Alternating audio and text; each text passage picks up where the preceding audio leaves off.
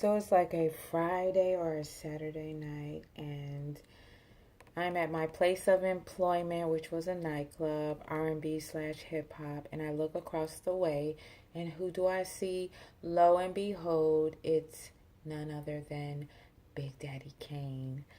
So I'm just like, wow, that's Big Daddy Kane. So I'm probably like behind the bar chopping lemons or making those little umbrella fruit thingies, and I'm like, damn, that's Big Daddy Kane. So I look up, and at first I'm like, who is this tall man surrounded by females dressed very nice, well put together, and just stood out from the crowd? Like, he had an aura about him. Very striking person. Very striking. And then as soon as it clicked in, I was like, okay, wow, that's Big Daddy Kane. And it was not really surprising because this was outside of Cleveland, excuse me, and it wasn't uncommon to see celebrities here and there, but the place where we were at this nightclub, was like under a bridge, over a river, through the woods. It was like up in the boonies, out in the boonies, as we would say up north. So I was like, what is he doing way out here? But it was a really popular club at the time. So it was in Bedford Heights, outside of Cleveland. And yeah, so I'm looking across and I'm seeing Big Daddy Kane, and all I'm thinking about is the Smooth Operator video and, like, him being on MTV and stuff. And then I'm like, I can go say what's up to Big Daddy Kane. So I'm doing the whole Gina and Pam thing, singing in the background, the Martin video where they're trying to get behind Biggie. Like, I'm pretending to work. I'm doing the most. I'm like asking people, do they need stuff, picking up glasses, taking drink orders, right? So finally, the club is getting crowded, and the way the club is set up, it's like there's three bars, one in the front, one off to the side, the one I was originally at, and there was one in the back in front of an elevated dance floor. So there was this elevated dance floor, and on either side of the elevated dance floor there were stair steps, stairwells, and in between those stairwells was a long bar, and he was off to one side, the right side of the bar, if you were facing the bar.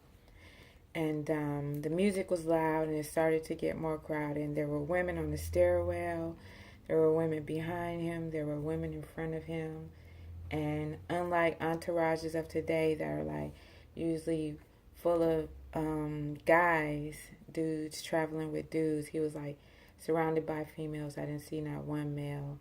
And it was a pretty natural interaction.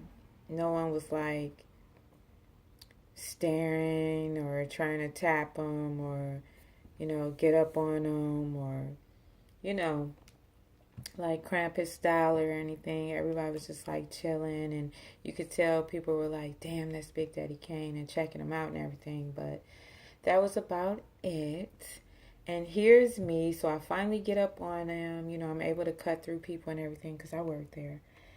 And I guess he has a break in his, commercial or whatever of speaking softly to the women or whatever. He has a break in his conversation. He looks up, catches eye. I speak. He gives me the head nod. And I'm like, yes.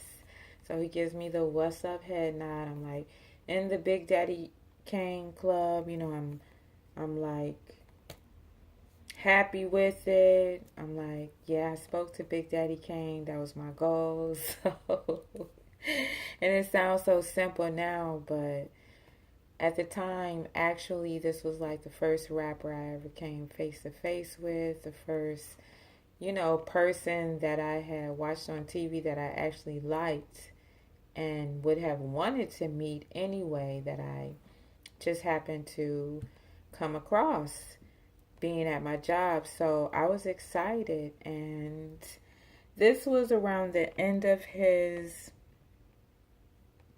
rapping career as far as touring and everything. He had already gone into acting with 1993's Posse, the movie by Mario Van Peebles, and he had done a couple of collabs with Tupac and some other things. And as everyone knows, during the early 90s, he let Jay-Z tour with him, and he helped out Jay-Z in the beginning of his career. And in 1989, the album that put him on the map was It's a Big Daddy Thing. And on that album, there were 3 songs: Smooth Operator, I Work, and I Get the Job Done. And yeah, so when I saw him, I was just like, Big Daddy Kane is a legend. I feel like he was a legend then.